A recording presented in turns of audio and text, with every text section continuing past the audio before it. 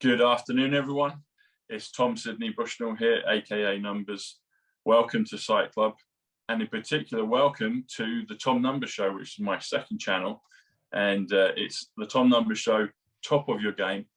And I've got a wonderful new friend and fellow guy that is open to the magic of the universe. He seeks truth in all areas of his being and his life and the things that he does. It's Mr. Danny Rampling, Mr. Superstar DJ. How are you, sir? I'm really good, Tom, and it's a pleasure to be here. I'm really looking forward to this talk we're going to have.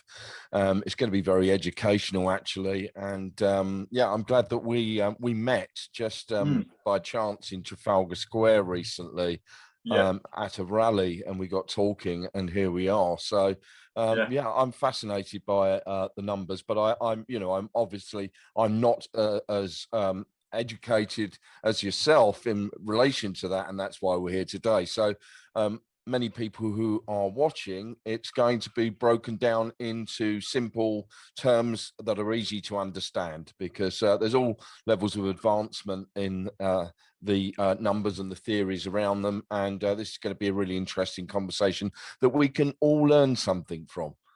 That's it, Danny. That's exactly it, buddy. And I'll learn things from you, because you've got your journey with numbers as well. You've shown me a book that we'll get into a little bit later called Life Cycles, which has been really fundamental and inspiring from your perspective. So I'd love to hear more about that as well. So when we talk about the numbers, like you said, there's a number of ways to do it. But when I talk about numbers, I'm talking about a thing called Simple Gematria.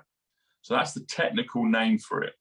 There's a few versions of Gematria, but the one we're going to do today, Danny, and for the listeners and viewers, is Simple Gematria. And what I mean by that is simply, it's, if you look at the alphabet, A is position 1, so it's the first letter of the alphabet. Therefore, you can attach a numerical value to it, which would be 1. B is the second letter of the alphabet, therefore equals 2. C is the third, equals 3. D equals 4, all the way through to the 26th letter, which is Z or Z, depending on which side of the pond you are, So, and then what you do is you just add up the numerical value of names, places, favorite music, films, sports, history, science, anything that can be given a word, an alphabetical value. You can create a numerical value for it. Okay, so let's just say a name of a town or something. So you'll just take the spelling of that town and then the associated number with the letter, correct? Exactly. You've got it 100%. That's exactly what it is. And then add those numbers up, what they the calculation. Yes. Yeah, that's it. So for an example, so the word simple and the word gematria, we'll start with gematria. Gematria actually, when you spell it out, equals 74, because G is the 7th letter of the alphabet, so equals 7. E is the 5th. M is the 13th. A is 1. T is 20. R is 18. I is 9. And A is 1. So you add them up, comes to 74 gematria. And if you do simple gematria, interestingly enough, the word simple also equals 74. So it's almost like if we got it the first time, we'll definitely remember it the second time. So simple gematria equals 174. The full technical name for it, the real full one, is called simple English gematria. And lo and behold, the word English also equals 74. 74 equals Jesus, if people are, Christian. Yeah. It also equals Messiah if people are Jewish. It also equals Muhammad if people are Muslim. It also equals London, which is a town both you and me know very well here in England. It also equals, I'm a big fan of Back to the Future. So the film Back to the Future, I find, for me personally, it's got a lot of numerical codes and messages in the film. And that's why I'm wearing this T-shirt today. So 88 mph, 88 miles per hour.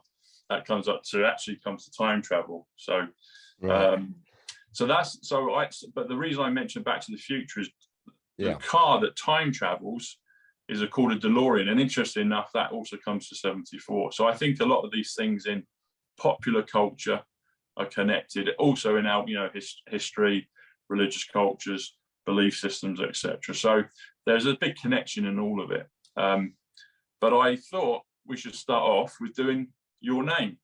So Danny Rampling. Okay, just before we go into that, Tom. Yeah. Where does the Gematria? Where was this originally developed? Because is that unknown, or? You know what? It's a really brilliant question, and I actually don't know where it originated. Yeah. I personally believe it was embedded into the language when God, in his great wisdom, or the creator or source, however you want to label it, created this thing called life that we're in. Yeah. And we were given language. I've heard some accounts, people say it's almost like language suddenly appeared. It didn't kind of have a build up. And there might be a lot of people that disagree with that. And I don't know. I don't know either way. But I think that the Gematria, the connection between the numbers and the letters, the numbers and the words, was embedded when it was created. That's my own personal understanding and belief. The more I look into it, the more it seems to confirm and clarify that. Well, it's a fascinating mystery, isn't it? Yes, it is. It's one of those mysteries. It's like, what came first, the chicken or the egg? How did the earth get here? How did we get here? All those things. How does life even exist? And I believe it's embedded into that fabric, because I personally believe that Gematria is a hidden code that has been known by certain people throughout the beginning of time. And now, I think because we're going through this awakening process, it's becoming more and more relevant to people. But I think people from both sides of the fence, whether bad or good, I think at the top ends, they've known about Gematria, I believe.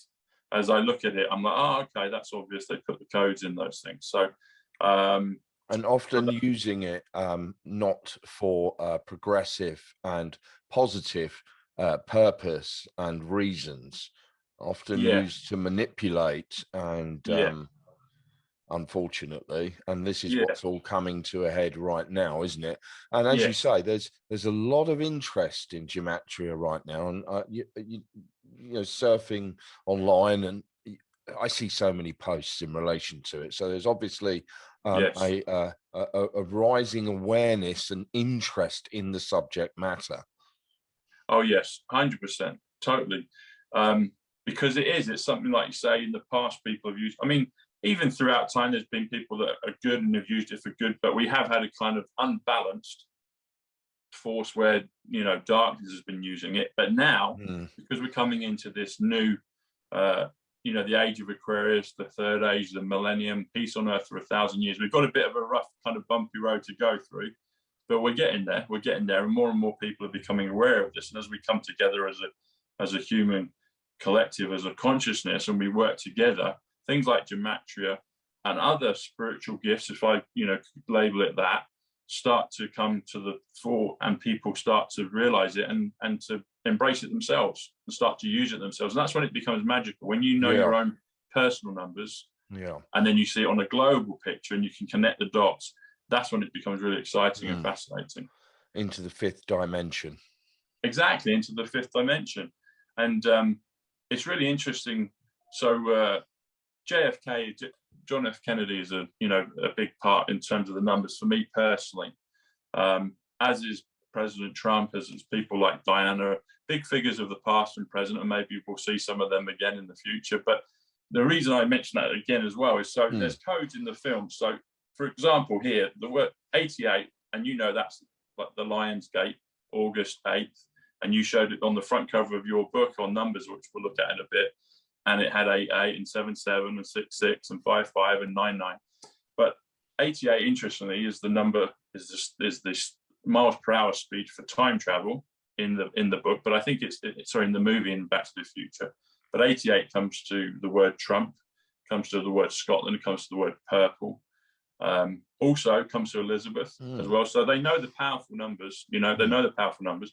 But then if you do MPH, which is the initials for miles per hour, that comes to 37. But you add them together, It comes to 125, which comes to John Kennedy. It comes to time travel. And it also comes to a phrase, if people are familiar with things like Q posts, one of the Q posts is dark to light. So it's that thought of coming from the darkness into the light. And that's what this progressive, that's what this I guess this awakening of human consciousness is, Well, I think many of us do feel that, and it is an awakening and into the light, into a golden age. But we're in this very turbulent, dark chapter of history right now, and we're living through a thrilling and yet dangerous, dark history. And in my own opinion, is it's going to get much worse and darker before we actually get to the light at the end of this this tunnel, so to speak. And you mentioned as well the word light, Danny. So the word light comes to 56. So if you spell the word light, it comes to 56. Interesting enough, we're recording this right now in the month of April, and the word April also comes to 56. So hopefully we see some turbulence, but hopefully at the same time we'll also see some light as well, and we'll get some light, and we'll see that kind of alongside the journey that we're going, because one without the other you're nowhere. But I do think that, as you say, that we'll get through these sticky patches, and we'll get to the light. Absolutely. The third age, the golden age, absolutely, the age of Aquarius, all those things, So but your numbers, yes, so for your name, this is really fascinating, Danny. Okay. So just to recap, Simple Gematria is the most common terminology for this. A is 1, B is 2, C is 3. Yep. And that comes to 148. And as I said, it comes to time traveler. It comes to Emmett Brown, the time travel guy in Back to the Future, the Doc Brown. He's like, Marty, we've got to get back and save your kids, etc. But his name is 148. Simple Gematria is 148. Donald J. Trump is 148. If you spell it with the J, Donald J. Trump, 148. Also, Russell Brand, who's kind of on a similar path. He's speaking out a lot. His podcast is called Under the Skin. Under the Skin also comes to 148, which is interesting. Yeah. And Russell's name, Russell Brand, comes to 145, which comes to the word numerology. But so 148, Simple Gematria, is the key thing I wanted you to take note of, Dan. Yeah. Because this is the magic of this. So the word Danny comes to 58, okay? And that comes to a few things, but it comes to the word star, and you were the first superstar DJ. And that's right, Tom. What's that? That's right, Tom. That's right. I got it. I know my stuff.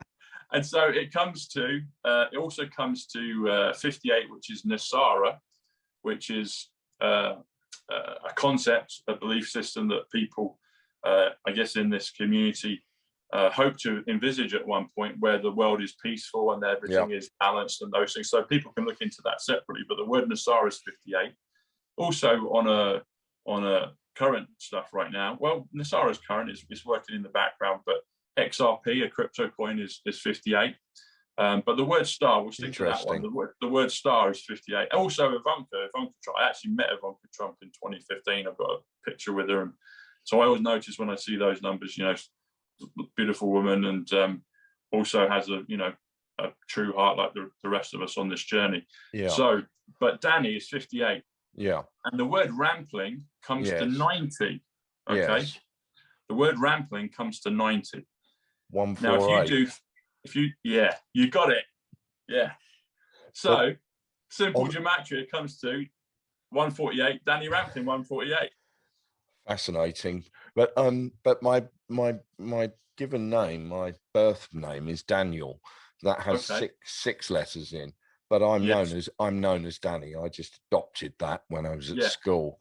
That my birthright name is Daniel, which is 6. So, but nevertheless, kind of that's Danny 5, but that's what I'm known as. But that's really interesting. 148. Yes. Yeah, 148. Danny Rampling. Who'd have thought it, eh? of all the numbers we could pick, Simple Gematria is what we're talking about. Yeah. And Danny Rampling's 148.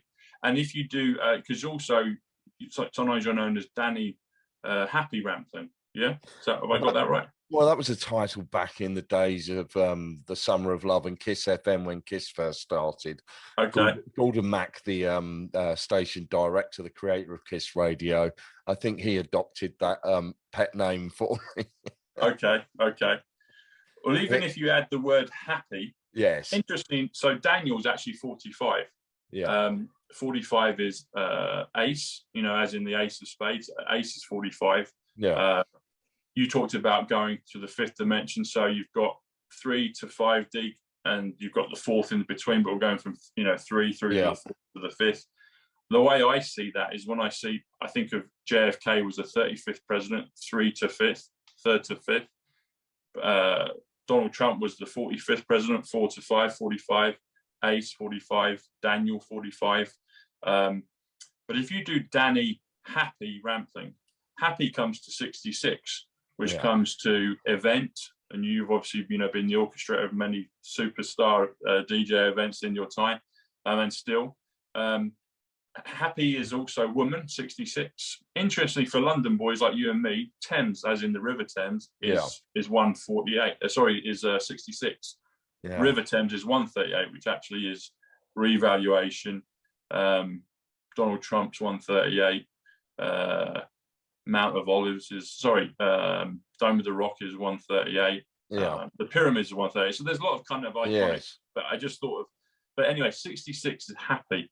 Yeah. But if you do Danny Happy Rampling, it comes to 214, which actually, interestingly enough, comes to 2020. If you spell out 20, it comes to 107. If you do it twice, it comes to 214. And 2020, by anyone's marker, was a really kind of crazy, magical, beyond imagination year that we all went through as a collective, as a globe, as a world. And that's when, a lot of things kind of escalated in 2020. But personally, I think it was one of the worst years that I've had for around 6 years or so. I went through another experience that lasted 7 years in the previous decade, and came out of that into 2020. For all of us, really, one way or another, we've been impacted. But for me, it was on a personal level, a terrible setback of a year. Right. I'm sorry to hear that, Danny, and I can see why. I don't know the personal stuff before, but 2020 was a crazy and in many ways a drastic year. Also, I guess some light peeking around the corner with it as well. But it sounds like, because it was 2020, sounds like you're progressing forwards, that things kind of in a better trajectory for you right now. Okay. They are, but I tend to take things as they come.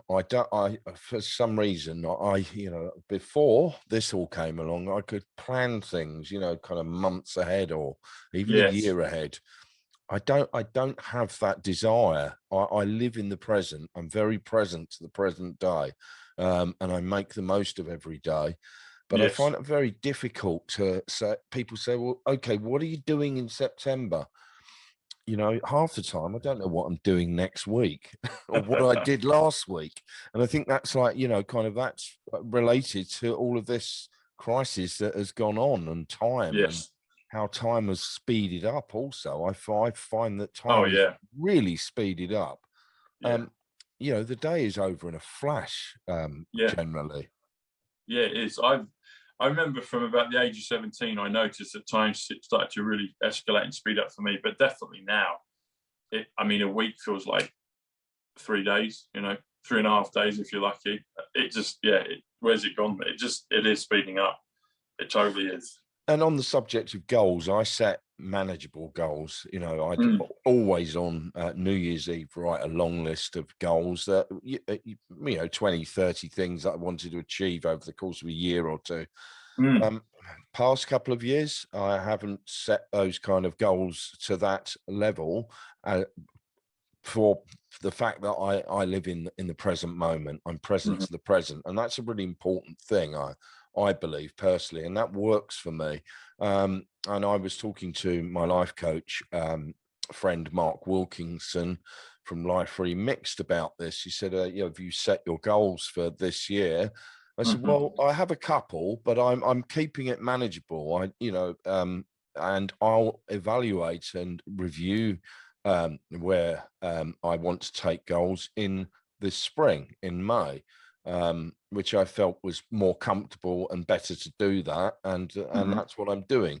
But it's scaling it back, you know, not encompassing too many things, because I think that, you know, there's so much going on out there that we're all in some instances pushing against, and we are moving forward to make the world a better place and shape the world of our desire, not the world that is being imposed upon humanity and society. It's that's not what we accept, and we are working away at shaping a world that suits us and is of our choosing and our making. And this is really important. You know, we don't just accept everything that is being put upon us, and we are sovereign. Yes. And there is, through the lockdowns, there's been a realization of sovereignty with a lot of people. And it has unlocked that because of time alone and evaluating life and what the meaning of life is and where one's life is heading. And I think that's out of that dreadful situation of lockdowns, there's come a lot of self analysis and evaluation, and that's one of the major things that has come out of that period of isolation, is the realization of self-sovereignty. Yes. Excellent. And the word sovereign, Danny, comes to 114, which also comes to the word frequency, and it also comes to the word trump card, like, you know, the top card. It's like if you're playing a game, if you're playing this kind of global galactic Earth chess match, if you've got a trump card or a few trump cards, you're gonna do all right. It also comes to keystone. And I was mentioning to you just before off camera that Mount Rushmore, at the foot of Mount Rushmore is a village, a town, and that's actually called Keystone. But frequency and being and sovereign are 114. They're the same thing. So if you have that pure frequency, then you're sovereign, and they seem to me to be interconnected. And yeah. Good. I wanted to look at something. I've got another piece of gematria magic, which I think you'll find interesting. So your birthday is, people can see this on, you know, online, but your birthday, July 15th. So the word July comes to 68, which comes to Easter, interesting enough, and that's coming up soon. And it might have taken place depending on when we get, you know, the video out, but it's as soon as in a few days' time, of the weekend. But July 68, Easter, also comes to the word barren, comes to Mar-a-Lago as well. I had the opportunity to go there in November in Florida. Also comes to the word market, comes to the word stock, comes to, if you're into Batman. I'm big into Batman, but Bruce Wayne, the character Wayne, you know, Wayne, the Wayne Foundation, Wayne Tower, Wayne is also 68. Yeah. But 15th. So if you spell the word 15th, comes to 93, which comes to kingship. It comes to Nazareth, comes to Olympic, comes to Flotus, comes to my last name Bushnell. But if you add them together, it comes to 161. So if you do Danny Rampling, 148. July 15th, 161, that comes to 309. 309 is an interesting one. It comes to the phrase, the shot heard around the world. there was a few comms on that. Ivanka Trump did something on Instagram with that, kind of giving some double comms. But one of the ways I look at the numbers, Danny, is the date or the day of the year, and give it a numerical number. So the 309th day of the year is actually November 5th. And we've got here in England the whole thing of remember the 5th of November. Yeah. So you're laughing, you're sick with that. Yeah. And also I go back to one of my favorite films, and I've got the T-shirt today, Back to the Future. Yeah. Emmett Brown says something very interesting. He says, November 5th, that's the day I invented time travel. And so your numbers, Danny Rampling, July 15th, come to 309. The 309th day of the year is November 5th. If you spell out the word November 5th comes to 143, comes to Ground Zero, comes to Building 7, comes to Melania Trump, comes to my cousin Paul, actually, Paul Bushnell. He passed, but he's a big part of the numbers for me, kind of, I don't know, on a spirit world level. Also, I don't know if you've seen the new Batman film, the Batman. I haven't seen it. I was invited to go and see it, and I saw one of the previous ones, and there was too many explosions, and it bored me to tears. And that was the Joker, and I thought it was really psychotic, and the Joker's pretty rough. It was really intense, and I didn't enjoy it. I thought it was too psycho and too dark. It wasn't an uplifting film in any way, shape, or form, and so no, I haven't seen it yet, but I loved all the early Batman, growing up and watching that. But obsessed with it, and had the cars, the toy cars. Yeah, I had the little Batmobile, and Adam West, and I forgot his name now. He played Robin. Bruce, not Bruce, Dick Grace. I can't remember his name now. Yeah. You know the one I mean. Yeah. But Batman Robin is a real interesting one. So if you do Batman comes to 51. Yeah. Robin comes to 58, which is Danny.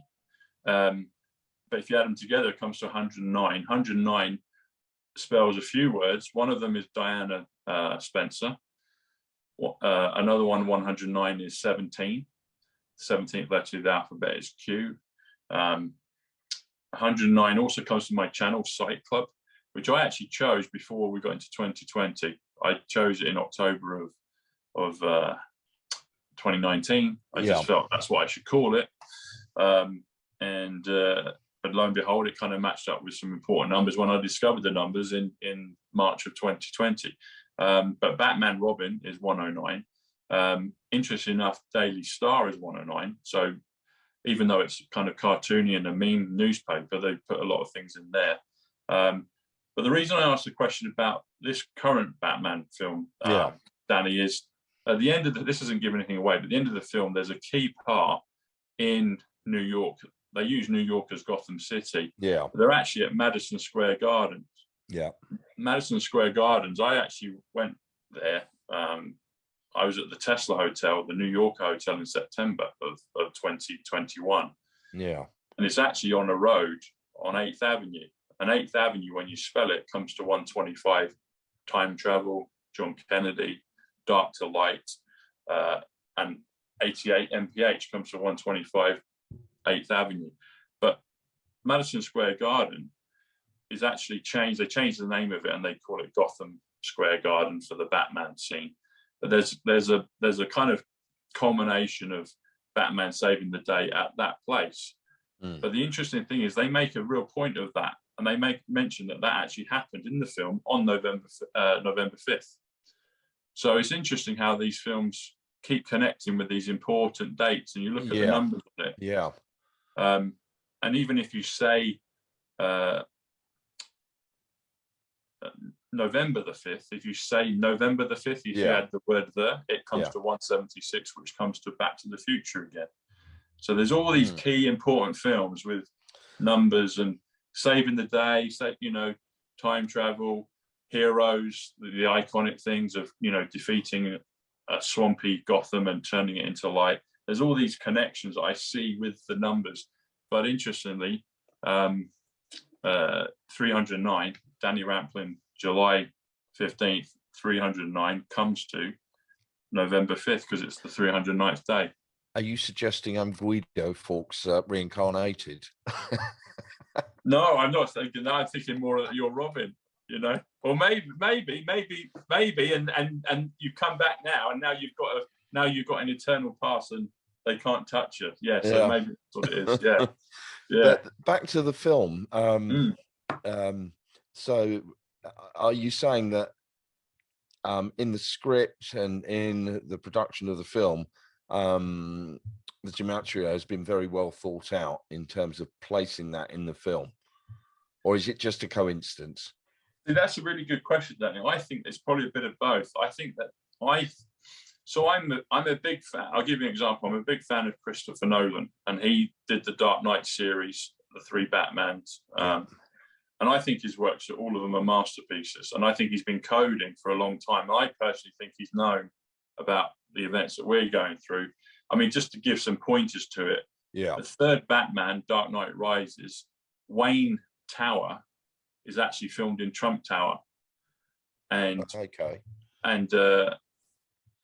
Donald Trump, before he was president, makes reference to the film, The Dark Knight Rises, says it's a great film, you want to watch it.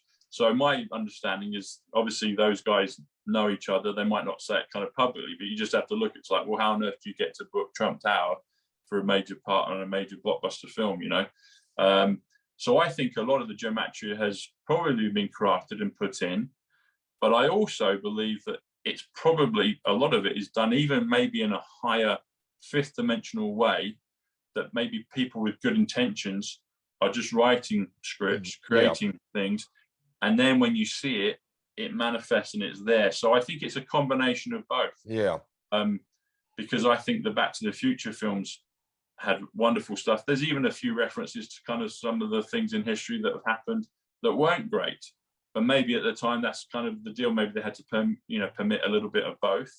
But my understanding of it is, as the more I look into it, I think some of it is probably put in there deliberately. But I also believe that maybe on a higher dimensional level, if someone's working on a good team, that a lot of the numbers are flowing through in a higher vibrational way, a higher frequency, and then they're becoming manifest as things go on. But I think it's a really good question. I'd love to speak to the script writers. I'd love to talk to them, and maybe they'll say yeah and nay, or pretend they don't. I don't know. It'd be an interesting question, interesting discussion. Yeah, maybe they. What do you feel about that? What's your gut on it? What do you think? Well, I think it's plausible. I think maybe there is an element of that. Absolutely, yeah. I think so. I think so, because there's more and more stuff coming out now that seems, even old films. So this was for me personally, Danny, this was a clue. We had spring of March 2020. Everyone's in lockdown, cinemas, everything's shut, and then in the summer they opened up cinemas, and it was a joy to go. And my local one down at Leicester Square, the Empire, they started to show all these old classic films. And when I say old classic films, what I'm talking about is Back to the Future, all 3 of them. They put them all on a big screen. Must watch that again. Oh, it's incredible. Honestly, Dan, that is like, it's like a playbook for what we're going through right now. Personally, I could talk about it for 10 hours. There's so much in there. I'll give you as a little taster. So in episode 3, where Clara Clayton, who is the girlfriend, the love interest of Emmett Brown. Emmett Brown's 148, Simple Gematria. Danny Rampling, 148. Donald J. Trump, 148. Under the Skin, 148. Emmett Brown, 148. His love interest, Clara Clayton, is actually 125, which comes to 8th Avenue, where the New Yorker Hotel is, where Madison Square Garden is, where 88 MPH, 125. Time Travel, 125, John Kennedy, 125, Dark to Light, 125. So they're matched up. They're the love interest. But there's a part in the film where they're looking through a golden telescope. And I like this early in lockdown because there's a company out in America, in Kansas City, called Bushnell, and they're the Bushnell binoculars. They're the golf rangefinders. They're the shooting, the rangefinders on guns and stuff, rifles for hunting. But they're binoculars and telescopes. So they sell telescopes. I was like, oh, that's nice. telescope, Bushnell. It made me think of that anyway. And the word golden is 57, which is Tesla, which is the higher physics, the other physics, time travel, etc. But she looks up into the stars, and they're having this kind of romantic interlude. And she says, just out of the blue, not connected to anything in the film, she says, "I remember when I was 11 years old, I was talking to my dad, and I had this dream that we're going to be put into quarantine for 3 months." She says that in the middle of the film. I'd never noticed it ever until we went through and it was in there. So they were telling us, I mean, quarantine for 3 months, and it's in Back to the Future 3. There's another one. Which year did that come out? That's a good question. I think it was late. I think, you know what, it's probably around your time when you won number one DJ. I think it was 90. Early 90s. 91, 92. It was around there. Yeah, because the part two, I think it was the film Back to the Future. It starts in 1985, and I have a feeling it was released in 1985. And then about 4 or 5, maybe 6 years later, the other two parts 2 and 3 came out very quickly, back to back, almost like 6 months apart. So that's in part 3. So just on that, do you feel there's predictive programming going on there, or is it just a coincidence? No, I think it's predictive programming. Yeah. And again, I think it's depending on your intention and how you see it. It's like you could just take that as that's the most, that's obviously it's been a drastic and traumatic thing for the globe, but there's also been the good side of it, which is, like you said, for us to chance to create something better in what we want. Yeah. As a human collective. Matt Letitia, I did a show with him the other day, and he was saying almost the same things as you at the beginning when he's saying it gives us this chance to create something better, to move to something that we as the people want it. They say the phrase in Back to the Future when Martin McFly's trying out for the high school band, and it's Huey Lewis from Huey Lewis and the News. He's one of the characters. He's got the megaphone. He's like, "No, that's right." But it says on the back of the stage, it says "We the people," which is a phrase that is used a lot, and connected to the Kennedys, etc. But in part 2 of Back to the Future, this is really interesting, Danny. So I don't know if you remember, they move into the future. They go to 2015, and everything's futuristic in the town square. And Marty's walking around, and then he looks up at the cinema. So talking of cinemas, he actually looks at a cinema. I don't know if you remember, but there's a huge holographic shark that comes out of the billboard and scares it. Yeah. And it's called Jaws 19. So at the time, it was, Jaws 1, 2, 3D. I can't remember if they made a 4th one, but it was pontificating that there'd be all these endless movies in the Jaws trilogy, or the Jaws series of films. So it's Jaws 19, but this is really fascinating, Danny. So we won't say too much about it, but people will know where we're coming from when I mention this. So if you translate the word Jaws into Italian, it comes to Fauci. So the Italian word for Jaws, is Fauci. Now look at the coding. So you had Jaws 19, you had Fauci 19, and then you had, the CV 19 that do you see how that they put that in the film? That's in the film, and it's like, wow. Let's revisit those films, Yeah, it's incredible. And unless we'd gone through what we've gone through in the last couple of years, we'd have no idea what those meant. Yes, no idea, exactly, But they're there in the film. That's really interesting, Yeah. You've clearly watched those films a number of times. You're a big fan. Do you know what? It almost felt like they were putting, because there wasn't many people. Empire Leicester Square, you got the big super screen, you got the IMAX as well, you got the super screen, and they literally put all the Back to the Futures on in one day, and it was like watching a new set of movies, And there was a handful of people, and then I felt like, and I was getting into the numbers, and I'm like, okay, I feel like the good guys want me to go in and decode this film, and that's what it felt like, Yeah. And then they had all the Batman films. They had Interstellar, Inception, Dunkirk. Dunkirk comes to 88. The word Dunkirk comes to 88. Great film. A brilliant film. And there's an analogy with that as well, Danny. So as they're going across in their little boats, you know, a one-man band trying to rescue people. Yeah. I look at that with people like you and me, Matt Letitia and others, and globally, where people are trying to speak up and say something and help people over. It's like us going off in our little boats. Some have got bigger boats than others, you know, bigger platforms than others. But nevertheless, we're all going across the water and trying to bring people back over. Yeah. And I think it was almost a bit of a representation for what we've come into, because that Dunkirk, I think, came out in 2018, I think. Yeah. Tenet, Christopher Nolan's film Tenet, the time travel one, the reversal one. I haven't seen that one. Oh, that's incredible. It's pretty dense in terms of subject matter. You have to watch it a number of times. Yeah. But in my opinion, it talks and shows many of the things that are going on currently right now. Oh, okay. Yeah, it's well worth a watch. Yeah, but it's not a one-watch film. You've got to like really concentrate and maybe watch it 2 or 3 times to really grasp it. Yeah, really in-depth film. I watched it actually 12 or 13 times when it came out. I just kept going back to, I was like, okay, I got to watch it again. And I just kept getting more and more pieces of information and numbers, and it was laden with codes. Yeah. So it's a masterpiece, but it's definitely, like you say, you got to watch it a number of times. Yeah. Okay, that's on my list of films to watch. Thanks. Yeah. Yeah. But your own journey with the numbers, how have you become attracted to this and influenced by it? What drew you towards this? So that's a really fascinating question, Danny. So early, like lockdown, I remember we had the warning, didn't we? Pretty much from kind of 31st of December, we knew what was coming in. Yeah. And then it got more and more intense, and we're like, they're going to do this. Yeah. And I was like, I know this is not as it, but they're going to do this.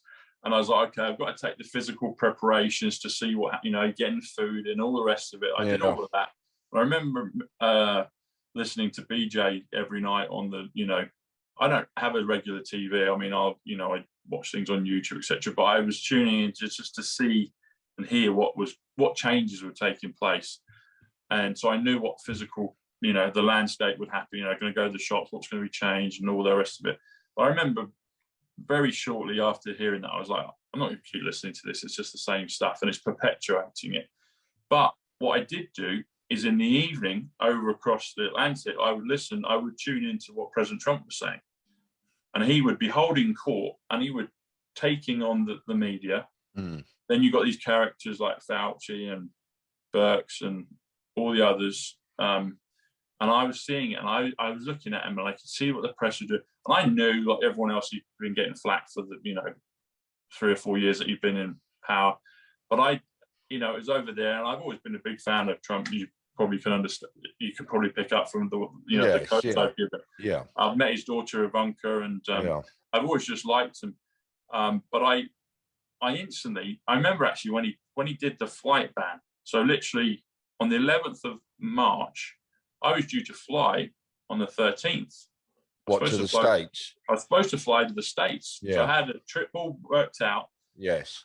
And I remember him putting the flight ban on, and I remember him talking, and I listened intently to what he was saying, but this overwhelming feeling of calm and peace and reassurance and belief came into me as I listened to him. I was like, he's got this, and he's telling the truth, and we don't need to be worried. That's what came to me as my consciousness, my freak. That's what I picked up. Yeah. And I really had all the reasons in the world to be angry, because I'm like, this has messed up my trip. You know, I paid for all this, but I just felt this calm reassurance. And I remember it. I can't remember the exact words he said, but he basically said at the end that this is going to be difficult. This is going to be a challenge for us, but we are going to get through it, and we're going to be stronger than ever before. Yeah. And I just felt this calm reassurance, and knew that it was all going to be okay. So I would tune into him from then on.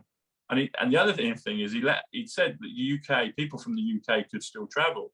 So I actually could have done. I could have gone. Oh, okay. Yeah. But because of going over there, it was almost going to be like a kind of domino effect. Things were going to get cancelled. I didn't want to, you know, everyone's freaking out in the States, and so they want people traveling. And I was like, okay, I'm just going to bite the bullet, and I'm not going to go. But I could have actually gone. So he actually did allow me to still go.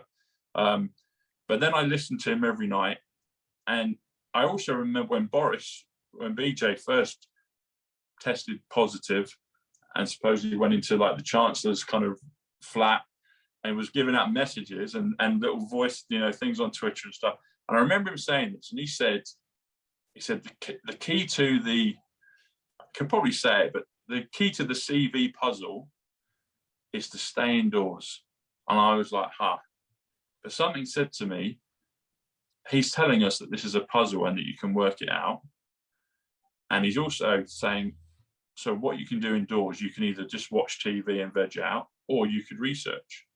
And I was like, right, there's an answer to this. And then very quickly, something prompted me to look up Princess Diana's funeral service. And I looked up Princess Di's funeral service. And if you look it up on Wikipedia, Danny, or at other places, you'll see that the start time of her service was 9:08 in the morning. 9:08 in the morning. Yeah. And I saw that and I thought, that's a bit weird. Well, that was the official start time, or it just got going at that time? That was the official start time. Yeah, that is an odd number, isn't it? Yeah, it's recorded as such. They've made a point of recording it and letting us know. And I was like, that is weird. You'd either do it at 9 o'clock, 9:30, maybe 9:15. Yeah. I mean, 9:20 at a real push, but that would still be a bit wonky. Yeah. But 9:08, and I was like, what's that? And then something kind of prompted me to say, well, add them together, 9 plus 8. But this is before I was Tom Numbers. This is before I knew what the numbers were. And I was like, 9 plus 8, okay, that's 17. And then I was like, and then shortly after that, I worked out, so what's the 17th letter of the alphabet? It's Q. And I didn't know about things like Q posts or annals or anything like that. I only discovered that maybe a couple of months later. But I was like, okay, that's interesting, 17. And then something else prompted me to look up the burial plot of JFK. I actually thought it was JFK Jr. at the time, but it's the Eternal Flame. And I actually went to Arlington Cemetery in September. I went to New York. I went to Washington first, then I went to New York and elsewhere. Yeah. But I don't know if you've been there, Danny, but no, I haven't, no. It's a very moving place. There's the Eternal Flame and there's the 4 plots for JFK, for Jackie, for Patrick and for daughter. They say for their daughter. But literally, if you look at the aerial view of it, it's a perfect circle with a line through it. So it's a queue. And I was like, there's a second queue there. I found one at Diana's funeral service and there's one at JFK's plane. And then if you go to, supposedly Diana's burial plot at Arlington. On the island. Althorpe. Yes, on the island, isn't it? On the island. It's, officially, that's the official notice that she's buried on that island. That's it. It's a sphere with a path through it. So again, it forms like a queue. And then I remembered in Hyde Park here in London, Hyde Park. Interesting, when you do the numbers on Hyde Park, it comes to 88. It comes to Trump again. Interestingly enough, Hyde Park. But there's an elliptical water feature with a line through it, and that's Diana's kind of memorial. That's the water feature they gave her here in London. That's right. That's another queue. Yeah. And then I found this video online, a really short YouTube clip, maybe 2.5 minutes long, and it talks about Diana's become newly single, and JFK Jr. JR is single, and what the press are trying to do is they're trying to make them this super couple, and she goes over to New York and goes to meet JFK Jr. Yeah. And in the film, in this little 2-minute clip, they make reference to the meeting and they're all excited about it. And, it's going to be the new super couple. But they make reference to a place of someone that was a key player at the beginning of 2020, of spring 2020. And they make reference to Trump Tower. And I was like, okay. So Diana, JFK, JR, there's these connections with Hughes, with Diana, with the Kennedys. And now we're in the beginning of this, which is probably the most monumental, life-changing thing that's ever taken place in the history of the world, definitely in our lifetime. Oh, gosh, yeah. And President Trump's every night taking on the press, and he's batting them away just like a pro, just taking on all of them. And they mentioned Trump Tower. I was like, there's something here. There's something with this. And then I did discover, as I said, Q was the 17th letter, and I started to work out codes. And then I would listen to President Trump every night, and he would say something, and he would misspeak, or he'd deliberately misspeak, or he'd repeat something a number of times. And I'm like, oh, he's saying so. So I'd work out the numerical code of it. Very quickly, I built up this kind of lexicon, this reference point of all these numbers and meanings, and I started to connect the dots, Danny. So that's really, in a simple way, what happened. That's how it got to me. Yeah. So no one tapped me on the shoulder and said, Tom, look at these. I didn't even know. I called it numerology, kind of technically correctly. I didn't know what gematria was till about 3 months later. Yeah, I mean, that's a really interesting, fascinating story. But my own personal belief is nothing happens by chance. You are drawn towards certain things, places, people. It's the universal flow. Yes. 100%. And this is clearly a big part of your calling. And here we are sitting here today, and I'm learning about this, and it is a fascinating subject. And you know, over the last couple of years, you've really developed a lot of knowledge and information, and the information you're sharing with people. But yeah, it's to people out there who are watching this. Okay, you have all of those numbers together. So then what? Like, for instance, my name. Then what thereafter? So, you know.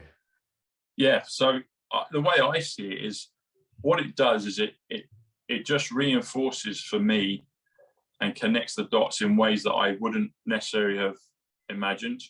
And so the way I see it right now is, if President Trump speaks, or others, like, I mean, yourself, Matt Letitia, Russell Brand, and there's a few others, I believe, that probably some that you and me know, and you probably know them more than I do, and they're kind of coming out the woodwork now, and they're starting to say stuff, and I'll notice what they say, and I'll decode it. I'm like, okay, and I'll look at their names and their date of birth, and it's connecting the dots. It's creating this fabric, and it's almost like this has been in the works for probably decades, hundreds, dare I say, even maybe thousands of years. And if we reincarnate this point we're at now, I believe so. Yeah, I believe so. Yeah. And who knows? You may well have been Guy Fawkes, but now you're going to get the job done. Maybe, you know, that could have. I mean, I hadn't thought that, but it came into your consciousness, Danny. And so there may be something to that for sure. And you've been down there at Parliament doing your thing, so you know, continually. Exactly. And so as we're rising, as the phoenix is rising, this is happening, and for me, I see the numbers everywhere, and I see it not just in the numbers come to me. I don't go looking for them. So they come to me. A thought comes in, and I work it out, and I'm like, oh, bingo, it's another one. And then I'll see it on the front of newspapers, or I'll be listening to someone, or watching something, or music. I had it with you the other day when you sent me a picture of the book, and I was listening to a track of Boy George, and it was just on my iPhone. I hadn't even heard that track before, but some key words came up, and 77, it talked about 77, and then you sent me the picture of your book, which had 88, and it had 77 right there in the center circle, and I was like, no way. But this sort of synchronicity happens all the time, Danny. Oh, this book. That book. You can see there it is. Yeah. It's a bit blurred. Life Cycles. Christine Delore, a good friend of mine who I must get in contact with. This is a numerology book. So on the cover, you've got 9, 8, 7, 6, 5. The life cycles of 9. Yeah. Exactly. 1988 was a real pivotal year for music, fashion, a shifting consciousness. An amazing year, and you know, everybody that was there will certainly agree with that. Yeah, it changed so many people's lives through music and through the collective spirit and consciousness of us all, and that whole energy went global. So a really groundbreaking, pivotal year, 1988 and 1989 and 87 for that matter. You know, the Summers of Love. Yeah. You know, deconstructed everything, brought so many different groups of people together. and just deconstructed all the social taboos as such, and just absolutely blessed to have been a figurehead in that particular shaping of that movement. And I see a lot of parallels with the collective consciousness, but on an even higher elevated level of consciousness with what's happening at the moment within the freedom movement. Because their consciousness is a frequency also, and we all operate, we all are on different frequencies of consciousness. And this is something that David Icke speaks about, and I'm really really interested when he talks about the how consciousness is infinite and the frequencies, and he's got a number of talks in relation to that, but fascinating stuff. And I believe that's, you know, that's exactly what's happening now, because I experienced that back in 87, 88, 89. It was a major shift in consciousness. It changed so much in a positive way. And so much was happening internationally. The Berlin Wall came down, apartheid was over and done with. You know, things were changing at a rapid pace into a positive direction. And here we are at this junction point, and there's so much negative energy and that's engulfing the world. I think that the rising consciousness is the collective spirit of that. When you go to a rally, that there is a lot of love from the heart chakras that are opened, and that love it's in the air around us all, and that energy, that frequency, we're all resonating on that same frequency, and it's a massive boost. It's a massive boost of energy, positive energy, and that's why the rallies are very, very important. People say they don't make a difference. Well, maybe that's certain people's opinions, but if you are connected on that frequency of consciousness and the heart chakras open, that is a very powerful energy when people come together in large numbers. If you look back to last year, there was in excess of 1 million people on 2 occasions on the streets of London. And that experience and that energy with that volume of people is incredible. Yeah. Oh, definitely agreed. You said consciousness, Danny, and this is what happens when we're talking in this frequency, this consciousness. So the word consciousness comes to 175, which comes to Diana Frances Spencer, and we were just talking about it just before you went into consciousness. Yeah. And even when you're down in London on the rallies, when we look up across River Thames 138. Consciousness is Millennium Wheel. So they've got Millennium Wheel is 175 consciousness, Millennium Wheel. And it even looks like the shape of a Q if you look at it from certain angles, the circle with the line going through it. Yes, it does, yeah. And so, Diana Frances Spencer, 175 consciousness. Okay, so what is the significance of the Q then? Because there's a lot of smears and skepticism around this Q thing, but what actually is the significance of that, and what does it actually mean? Because I'm a bit out in the dark with this as well. So for other people who may be feeling the same, and there's a lot of them, and it's easy to criticize something when you don't actually know what the actual significance of it is. Yeah. So what it is they often refer to it as a military back channel, and Q is it's the 17th letter of the alphabet, as I've said. But Q in this day and age, there's a thing called Q posts or Q drops. There's a couple of websites that have it, but what it was in 2017, I believe, October 2017, someone online, or maybe a group of people, started to put out cryptic messages Yeah. In the Matrix with Keanu Reeves and Neo, and he's a coder and he's getting these messages. Yes. So Matrix actually comes to 85, which comes to Awakening, which comes to Storm.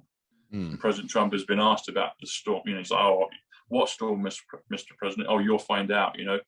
So there's all these codes with the gematria, but someone or a group of people started to put out these things called Q posts, and what they were kind of these coded riddles, but they would put out certain markers, and some of them coming to pass now and have been coming to pass. So there's a whole number of them, and there aren't really new ones per se now. They kind of stopped part of the way, I think, through 2020 or 2021, and I wasn't even aware of them until about 2 months later, after I picked up my own kind of intuition download of the numbers. But then I was like, Q. And so there's something to do it. Basically, you've got the Q posts. President Trump even made a joke about it in early lockdown. He got out Q-tip. In America, if you've got the cotton bud to clean your ears, or a cotton swab, he held up. He said, "Oh, look, I've got a Q-tip."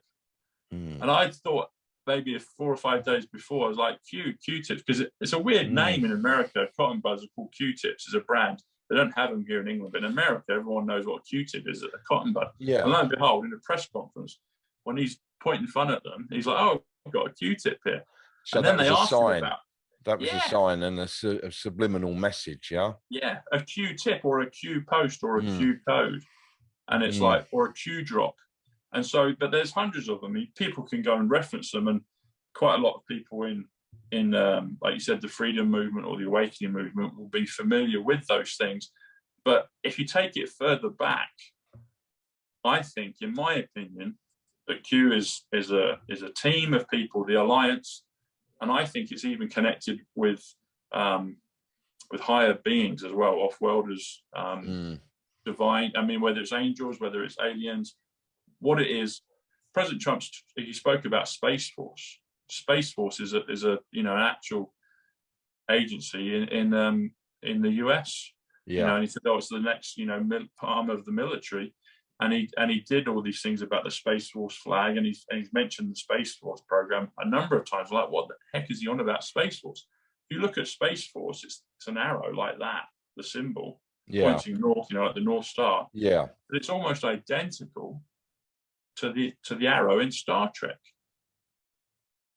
And it's like, what's he telling us? And then he's using phraseology like Operation Warp Speed. I mean, warp speed is like, the ability to whiz through time and travel in things like Star Trek, and you've got hyper speed, I think, in Star Wars, but they're all interconnected. But I was like, you could almost look at Space Force as like it's comical, but it's not. It's real. It's a real agency that President Trump is telling the people, those who want to hear it, in plain sight, we have a Space Force. And he says, whether you like it or not, space is the future. Future comes to 91. POTUS comes to 91. Liberty comes to 91. Space Force comes to 91. So they're all connected, Danny. Yeah. But in my understanding, is that's the marker, that's the symbol, that's the number that they decided to use. And I believe that this has been going on for a long, long time. There's even apparently a lost book of the Bible called the Book of Q, apparently. Okay. I think it's connected to the Essene. There'll be others that can correct me on that if it's not. But apparently there's a lost book of the Bible called the Book of Q. You even got Q in James Bond. It's one of the military. It was one of the the staff that helps James Bond. Yeah. But the real significance, I believe, is the marker on Diana's funeral, 908, 9 + 8, 17, and then Kennedy's marker of the eternal flame is a perfect Q. I'll give you another one that we've talked about, Christopher Nolan. Yeah. So the film Dunkirk, we've mentioned that. Yeah. Just between Dunkirk and his most recent film Tenet, which is all about time reversal and inversion and time travel, in the middle of that, he did a small short film, which was kind of weird. It's about two kind of puppeteers. Yeah. And it's called Key. It's about 8 or 9 minutes long. Yeah. You can look at it on YouTube. Yeah. But it comes between Dunkirk and Tenet. Tenet 64, actually, which is Jubilee, which is Israel, which is 8 times 8 is 64 as well. So there's a lot of things with that. Movie as well. People say, oh, we're watching it, this is a movie playing out. But the film key is spelled Q-U-A-Y, like a boat, like when you dock a boat. Yeah. But I looked at that, I was like, that's a Q. You say it key, but it starts with a Q. It's a Q key. So even I believe Christopher Nolan was putting that in plain sight, saying there's a Q key here, and his films are Q keys. They have Q codes all throughout. But why on earth would you have the letter 17? They've chosen that for some reason, but I think it has divine providence and meaning attached to it. Even if you spell the word, so there's one here I found for you, Danny. Let me pull it up. So if you spell the word 17th, so 17th, 17 is 109, which is Diana Spencer. It's Zapruder, i.e. the Zapruder film for JFK. We saw the splicing of that video, like what really happened around that. 17, 109 is my channel, Psych Club, and I chose that prior to knowing all this stuff with numbers. Saturday, the word Saturday. Doc Brown says, next Saturday night, we're going back to the future. Next 17th night, we're going back to the future. But the word 17th comes to 137. And there's something significant in your numbers with this, because 17th comes to President JFK. So the word 17th, President JFK. But also here, where is it? I've got it here for you. I would love to meet Robert Kennedy Jr. And I think that would be great. I think maybe see if we can get a show with him. Yeah. I think that's going to happen. I just feel it. Robert F. Kennedy Jr., I feel that he is set to be, personally, he's a hero for humanity and an incredible man. Excellent. Good stuff, man. It's the new age, Danny. It's the 1,000 years of peace. It's the golden age, the millennium, the age of Aquarius, however you want to call it. It's this new time that we as humans have been probably, and I would go along with this, that we've probably been reincarnated many times to get to this stage, So, and you mentioned, old souls, exactly, old souls. And you mentioned Robert F. Kennedy Jr. You might have seen this. So, I don't know, a year or so ago, he was doing a doing a Zoom call with someone, and one of the things in the chat said, touch your nose if your cousin John F. Kennedy Jr. is still alive, and it came up and he touched his nose immediately. So, take that as you will, but I'm a firm believer that we're going to see a lot of people, good people, that in one way to look at it, probably went into some form of witness protection to do the things that they're bringing about now. So I guess hold on to our hats. It's a movie that we're watching, and we're going to see, I believe, some good characters come back. One of the things that makes me feel that, Danny, is going back to JFK. So going back to his uncle. Yes. I went to Dealey Plaza in November of last year, and I'd never been there. Yeah. I don't know if you've ever been there or not. No, I haven't. No. It's quite a peculiar place. It looks a lot smaller than it's portrayed on the TV. Yeah. It's interesting. The actual name of the road where that took place, there's an X that marks the spot. Yeah. It's actually called Elm Street. Could you believe it? Elm Street, and you've got that whole film series of Nightmare on Elm Street, and it's like they almost were kind of pointing fingers and fun at it. But I believe with everything, all things are being returned to good now. We're going from dark to light. But really, something that's very interesting about this is, I believe things like Space Force, JFK, time travel, Star Trek, Back to the Future, all these things, Nikola Tesla are all connected. Nikola Tesla, the wonderful inventor and scientist, who's going to be, his patents will be used in these new ways of health for humanity. In the new world, in the new world, exactly. And if you do the numbers on Nikola Tesla, it's 119, which comes to the foundation, which comes to redemption. And if you want to build a new house, a new structure, you have to rip out the foundation and start to build again and put a good foundation in. And that's what is simultaneously happening as the old guy's dropping, the new things are coming in. But JFK that event that took place in, it's interesting, the bells just, I don't know if you can hear that, but the bells are chiming to confirm what I'm talking about. But November 22nd, 1963, Tesla is famous for saying that if you knew the power of the numbers 3, 6, and 9, you'd have the key to the universe. So if you knew that, you'd have the key to the universe. Yeah, incredible. Yeah, and even if you say 3, 6, and 9, it comes up to 169, which comes to the Great Awakening, which comes to Robert Zemeckis. He wrote, directed Back to the Future. Trump Towers 169, Tiffany Trump 169, Diana Queen of England 169, my name Thomas Bushnell 169. But 369, if you knew the powers of those numbers, you know the key. You'd have a key to the universe. But 369 ties into when Kennedy passed. So November 22nd, 1963. Even 1963, you've got a 9, a 6, and a 3 in there. So you could do one. You could times it. 9, 6, 3. You've got 369. You've got them all there in that year. But then when you look at the date that he passed, so it was Friday, November 22nd, 1963. The very day after that was November 23rd, and it was a Saturday. Now, if you do the numbers on November 23rd, if you do Saturday, November 23rd, it comes up to 369. Saturday, November 23rd comes to 369, literally the day after that happened. And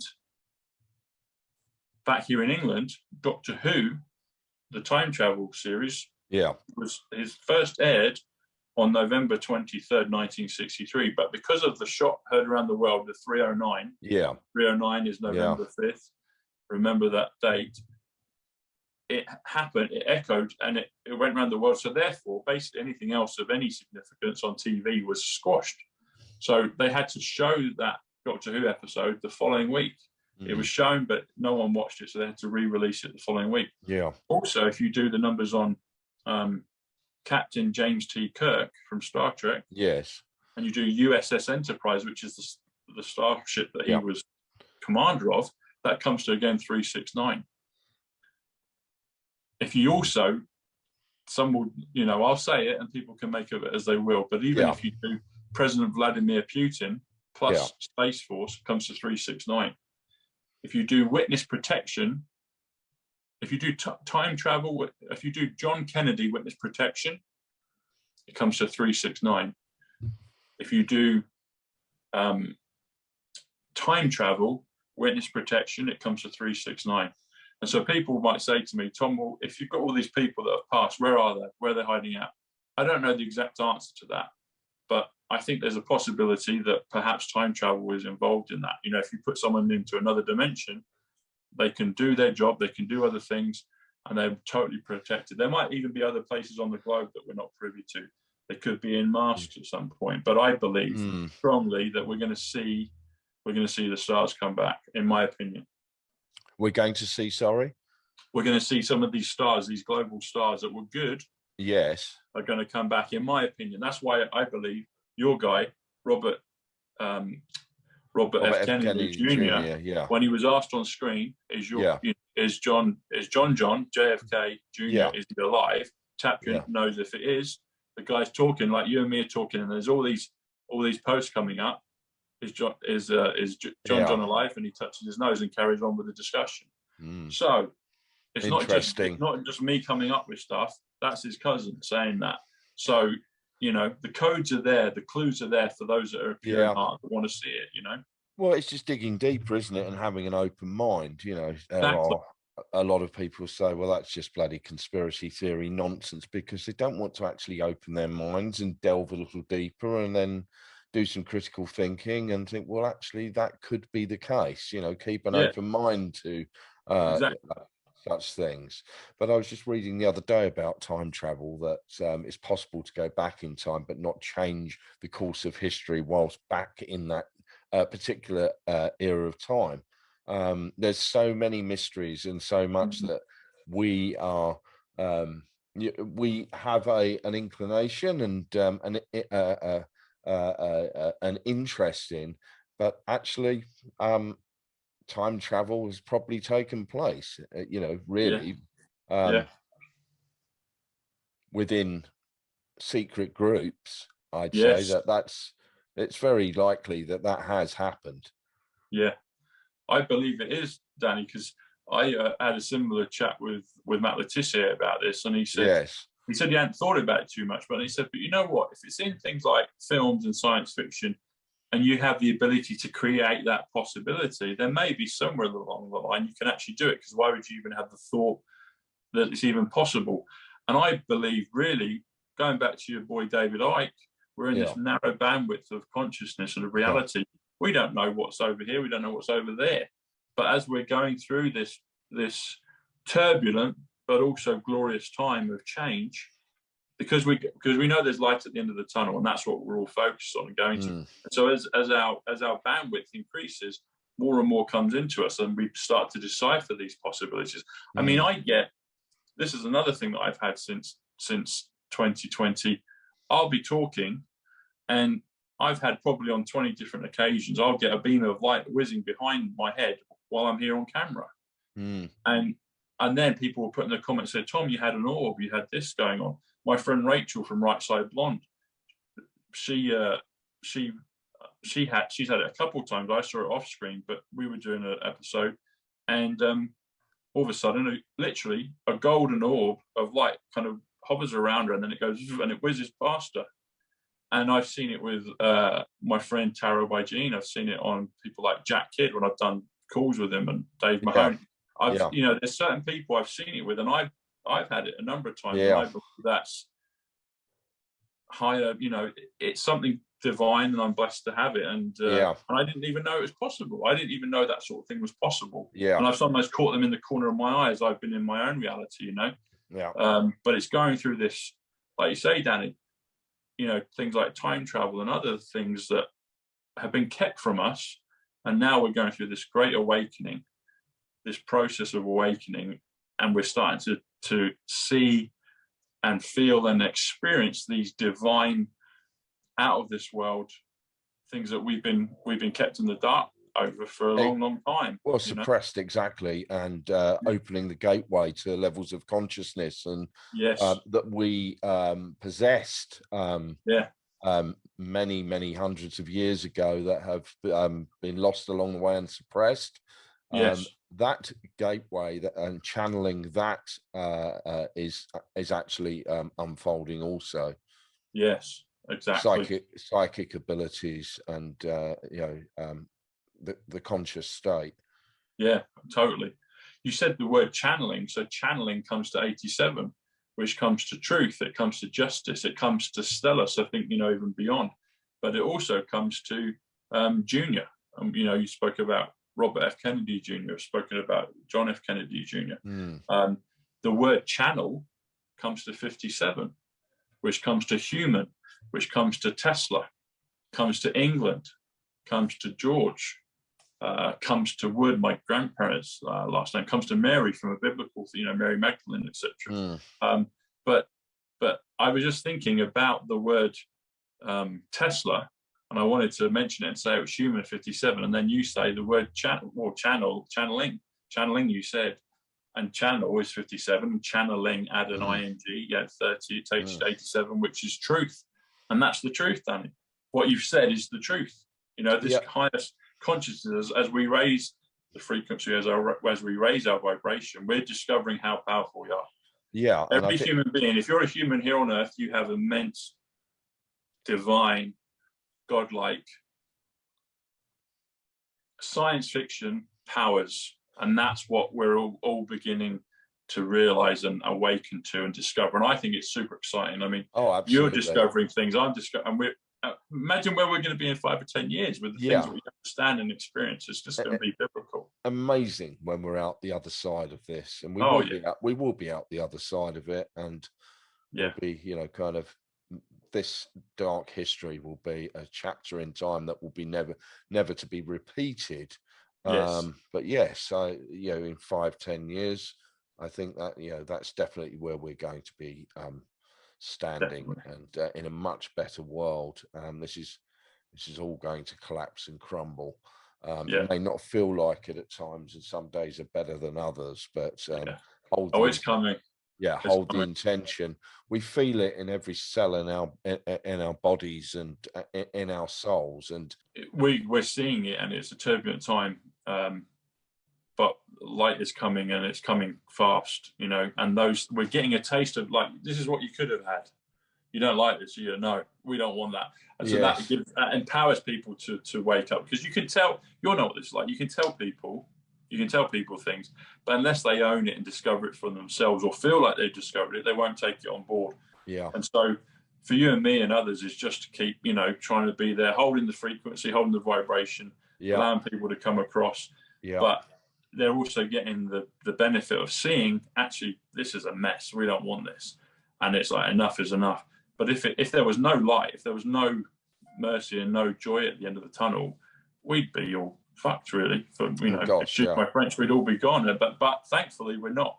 yeah, We're seeing it, but yeah, actually, humanity is still really whizzing along, and light is coming. Light is coming. yeah. There's Even though at times it feels like we're living in a parallel it does, universe, it does, and it does. the worst ever science fiction horror film. Yeah, Some days it feels like, it's yeah, like here's the next chapter that unfolds, and it's, oh yeah. my God, how on Not earth the is yeah, this actually happening? yeah, yeah.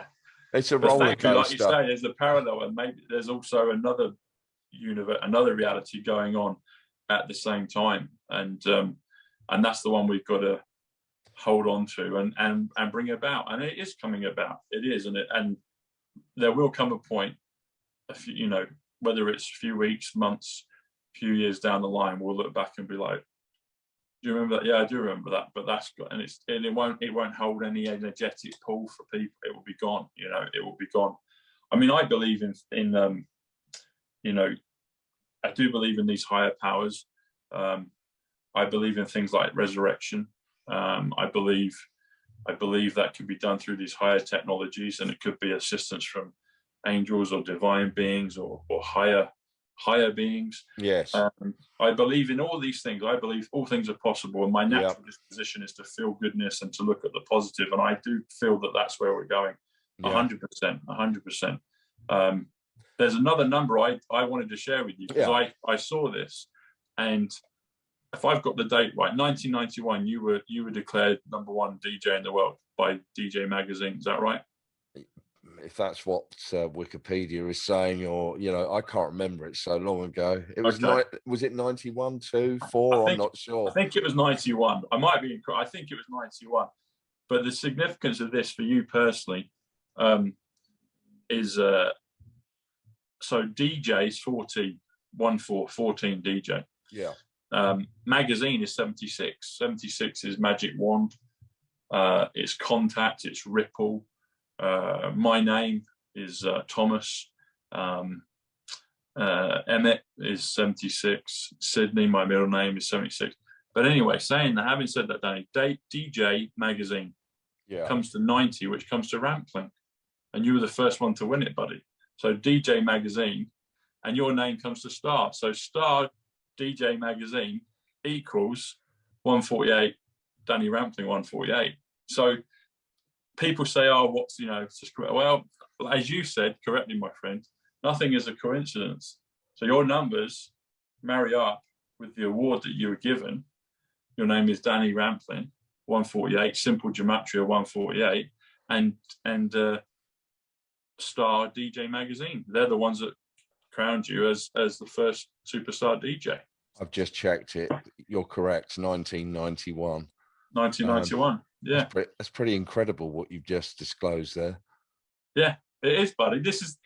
We are living in a magical, dreamlike universe. We really are. I believe we are. Yeah. I mean, we went through 2021. So 2020, we all know that in the vernacular of English, that 2020 is clear vision. And so we were going through this point. Yeah, there was a lot of stuff in upheaval, but there was also a point of clarity of 2020, clear vision, 2020. Even if you spell the word 20 it's 107. 107 comes to quantum, comes to currency, comes to Aquarius, comes to Trumps, comes to Superman, comes to military. And as we go through it, but 2021, so if you do the 20 and you add 21, it comes to 41. 2021, so 20 plus 21 is 41. 41 comes to USA, comes to King, comes to Alien, comes to my initials TSB, but it comes to good, and it also comes to dream. And I used to like to say in my videos that last year, 2021, depending how you viewed it, we were going through the year of the dream, in my opinion. You know, it was dreamlike, because some of the edges of the harsh 3D reality were beginning to, we're still here, but some of it was beginning to soften, you know, getting numbers, I'm getting orbs appear, I'm getting other downloads, I'm experiencing the possibilities of little inklings of time travel, of magic, of other things that I just wasn't really totally aware of. I always hoped and believed in them, and now it just seems to accelerate. There's more and more things coming in, and even when we go into 2022, you know, if you drop the 0, you've got 2, 2, 2, and that comes to simple English gematria, but it comes to 1,000 years of peace. It comes to Winter White House, which is Mar-a-Lago, where Trump's residing down in Florida. It's a lovely place, but there's all these codes. It's like, it's not, you know, this is a chess game. This is something going on, and we're blessed to witness it. And I think it's all the reincarnations, if we want to call it that. 141, Looking Glass for time travel, Project Looking Glass 228, the best is yet to come. That's a phrase in the movement.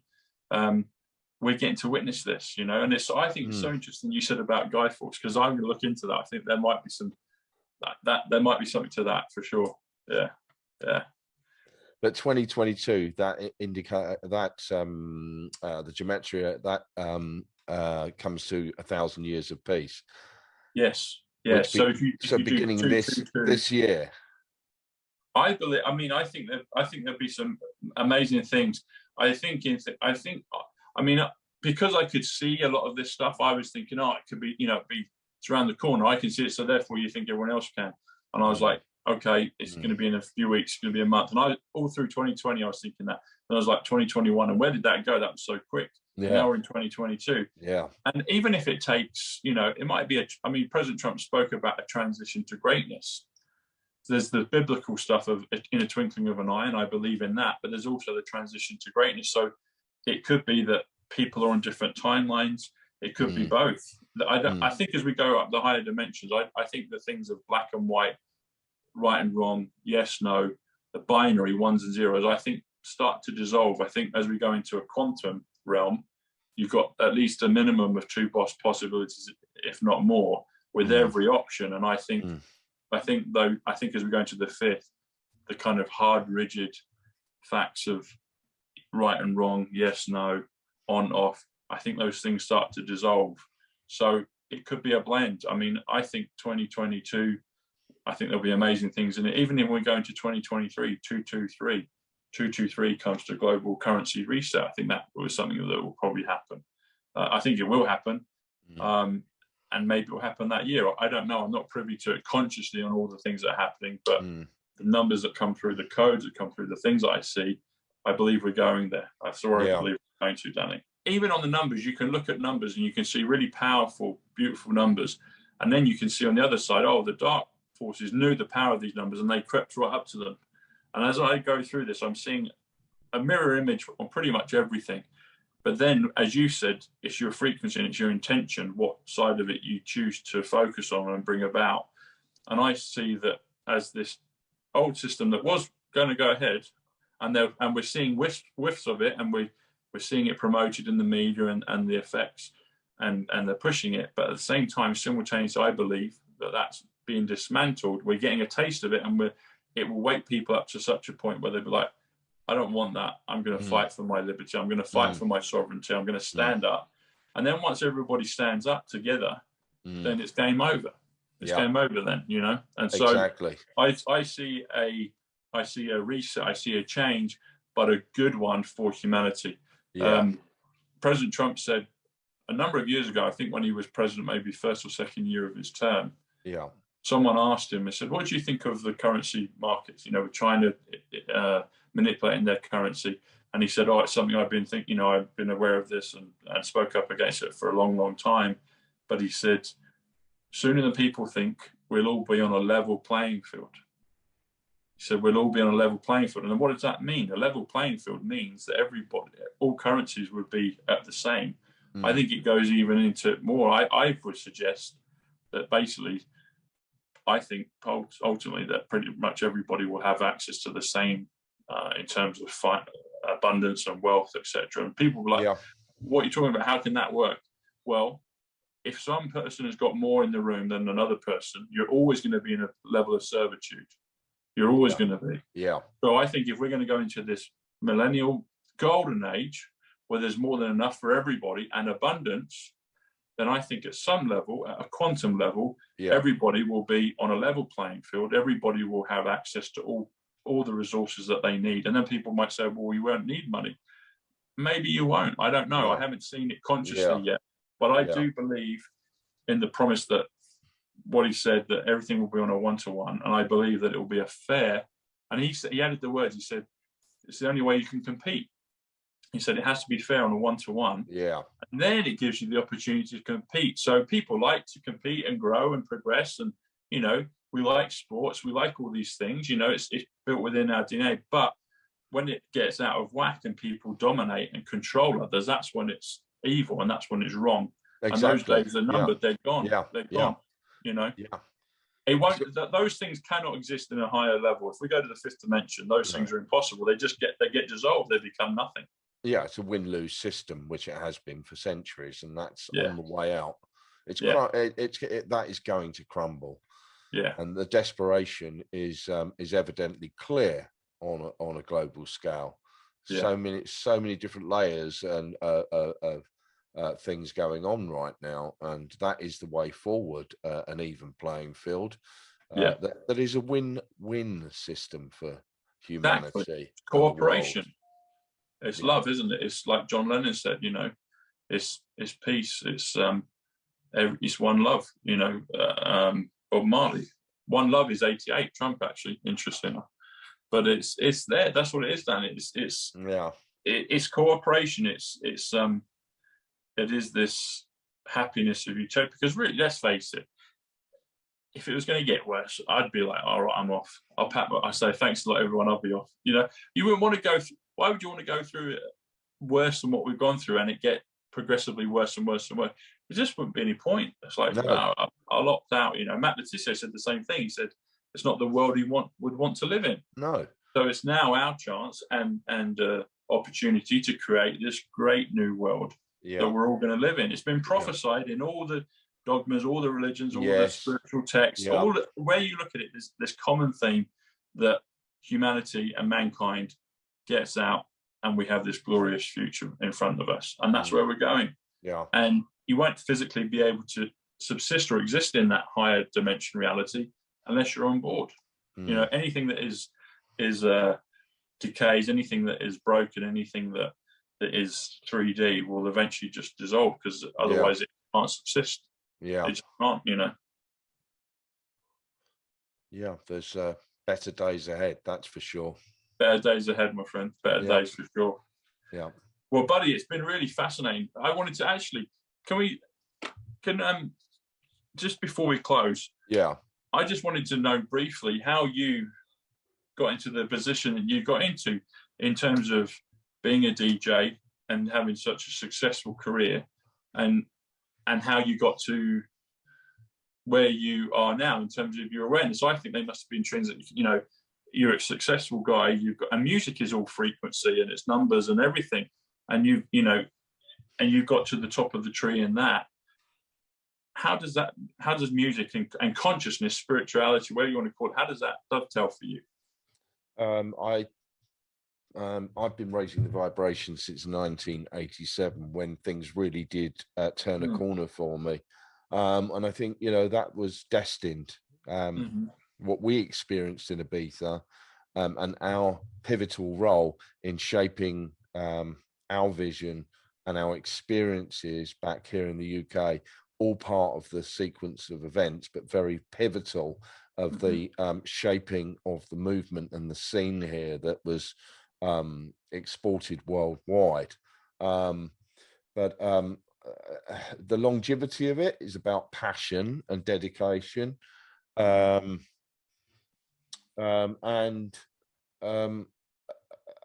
a passion to keep on learning as well.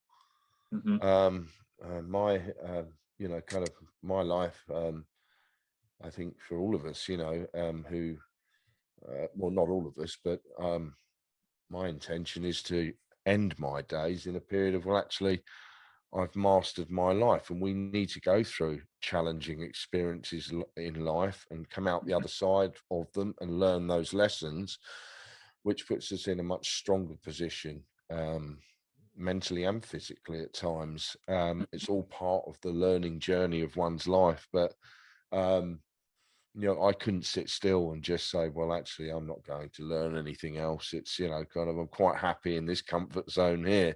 It's just who I am, and you know, that quest for knowledge. Sitting You've got here to grow, learning, haven't you?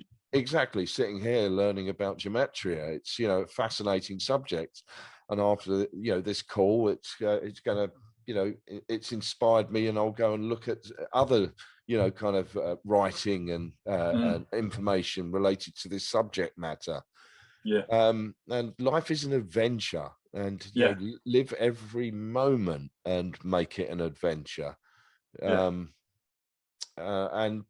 be grateful for that. Gratitude is very important as well. You know, I give gratitude when my head hits the pillow at night. You know, I say thanks for the day. You know, that's a process, a part of my life and day. Being grateful underpins everything, no matter how hard things get at times as well. You know, just having a sense of gratitude, because there's always someone else who's worse off than you are, you know, in terms of negative experiences.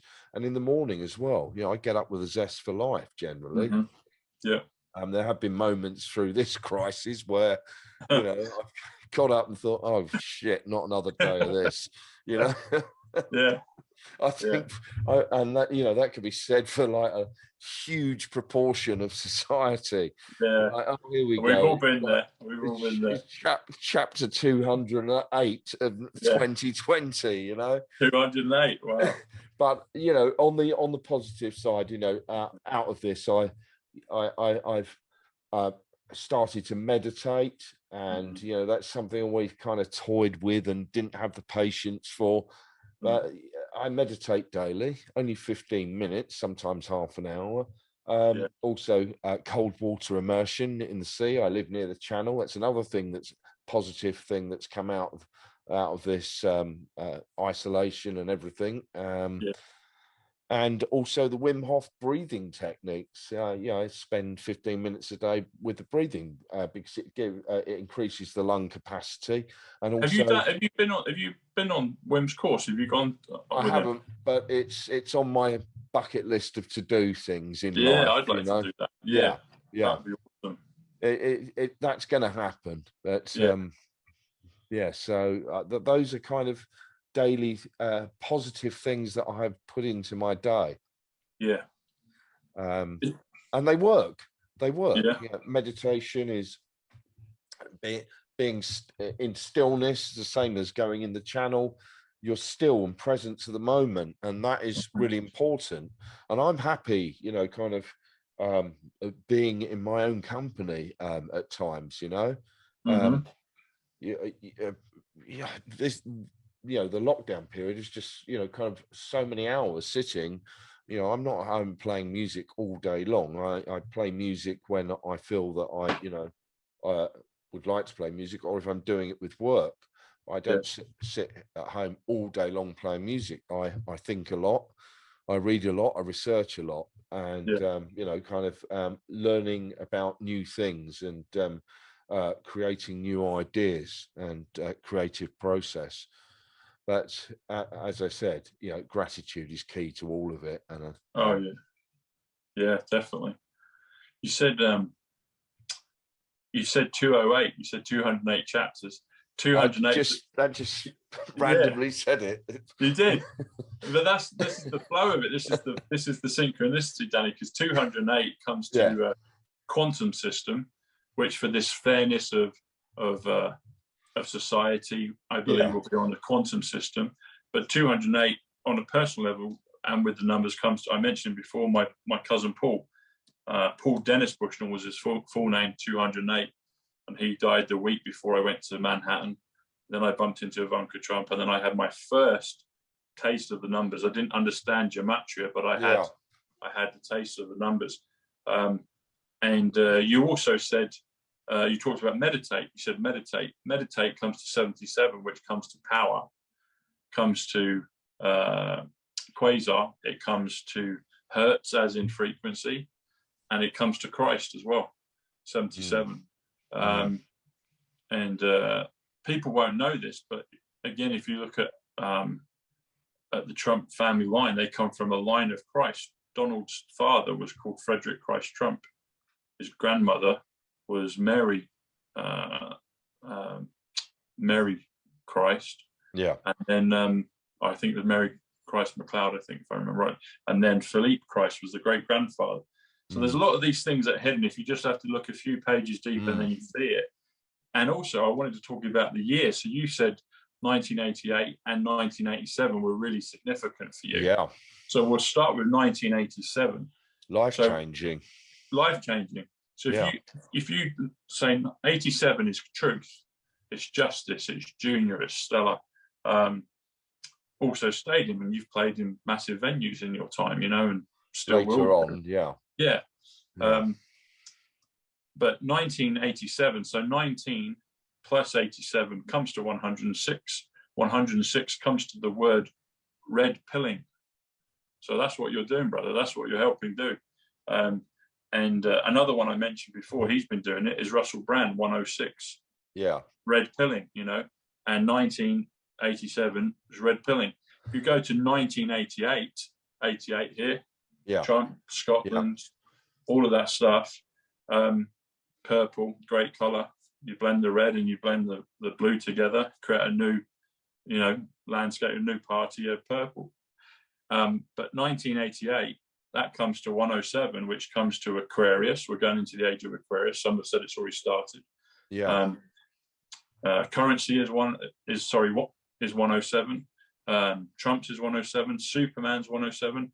Military's 107. They've been used to do some of this stuff.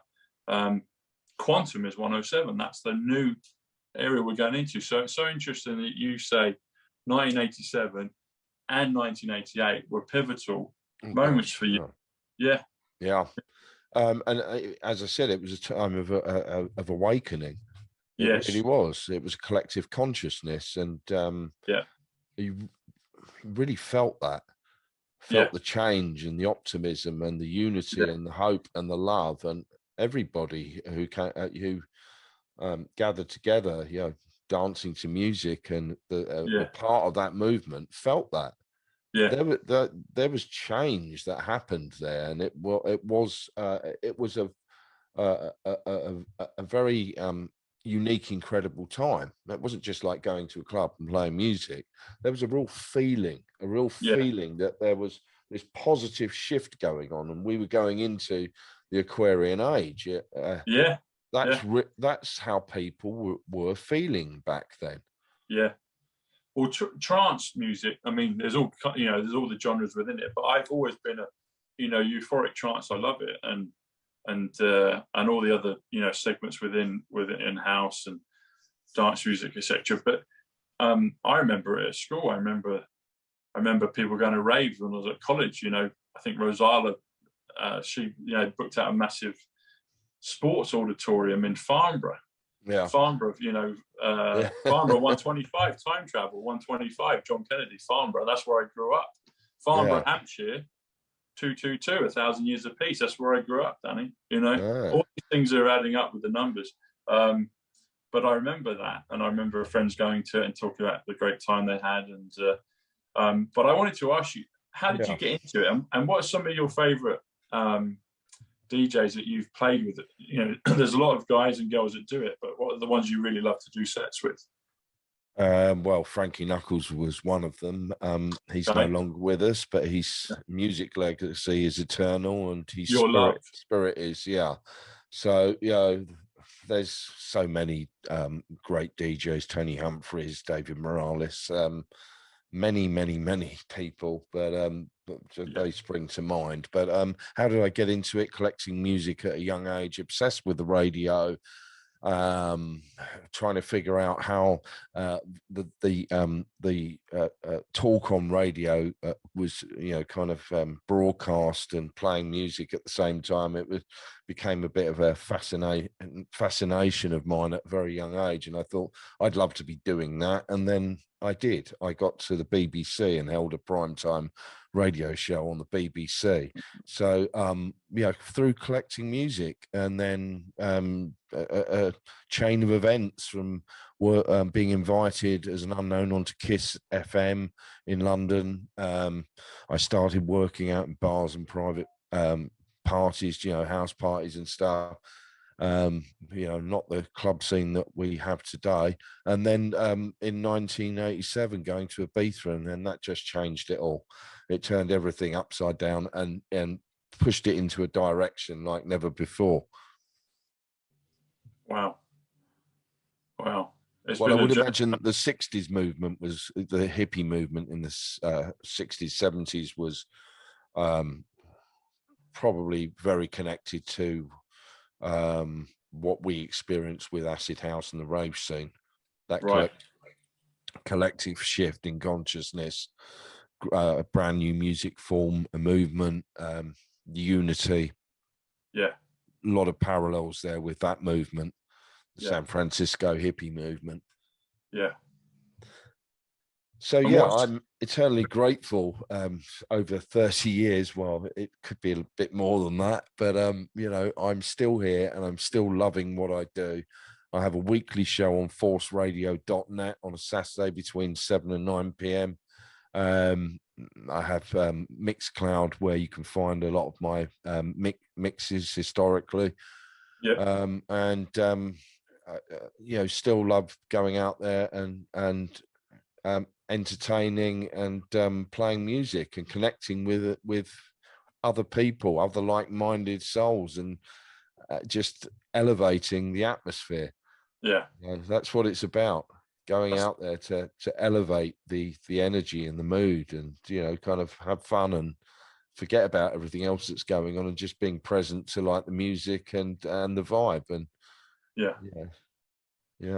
music for me is something that we talked about, frequency and vibration. It's something that instantly can transport you to a completely new reality and vibration, because it's like it can affect, obviously, when you visually see things, but music is everywhere. It's everywhere, you know. It's everywhere. And even like, I mean, there's stuff, you've probably seen this, but online, how they're even talking about how maybe the pyramids were created through sound, through vibration. When you reach a certain level of frequency, it can lift objects and things. And it's like, okay. Even the clues in the name, universe, one verse, one song, you know, universe. It's like this collective, and everything. You've seen it. You can check, you know, sand on a board, and they do it with a violin string, and it changes shape. But it's all through the frequency, through the notes, through the music, and it's like, okay. So it is all one song. It's all one verse. It's all connected. And when you tap into it, when you tune into that particular radio station, that frequency, there's the magic. It's invisible until you tune in. And there's the magic. Yeah. Well, there is a view that sound frequency healing was that was of that time. That was the way people were brought back to good health through conditions and stuff, through sound frequency healing. And this is all coming to the forefront now also. Bring it back. Bring it back. Well, it's happening, isn't it? This is happening. It is. The frequency healing, there's a lot of attention being focused on in that area right now. Yes. Yeah. It's it needs to be. It needs to be. You said about sound. Okay, this is great. This is how it works, Danny. So you just said sound healing frequency. So I just did the numbers on that. It comes to 243. Yes. And 243 comes to John F. Kennedy, Eternal Flame. So, buddy, it's the power of the numbers, buddy. It's the power of music. Wow. Yeah. Wow. That's astonishing. Yeah. Yeah. Well, this has been a fascinating conversation, and I've learned a lot, I have to say, and I hope that people watching have, kind of got some nuggets of information here and go off and research further. It really is truly a fascinating subject. Yeah. As I said, I have had an interest in numerology for 15, 20 years, and this is all connected to numerology. So really, really great to talk to you, and thank you. Well, thank you, Danny. The pleasure's all mine, buddy. It's been awesome, and thank you for doing what you're doing. And we'll have to do this again sometime soon. It'd be great to catch up and do more of them. But I thank you for your honor, for your career, for who you are, buddy. And it's we've known each other before, and it's great that we've connected at this point in juncture. Yeah, absolutely. And that was meant. That was meant to happen. Yeah, it was, buddy. All right, my man. God bless you. Yeah, thanks. I'll see you soon. I'll see you soon, man. I'll see you, I'm sure, in the center of town, but I'll have to see you when you're doing your magic at some point. I'll have to come down and see one of your sets. That'd be awesome. That'll happen. All right. Yeah. Much love. Thanks, Danny. All Take care. Right, Much love, buddy. One love. Take care, man. Cheers, man. Bye.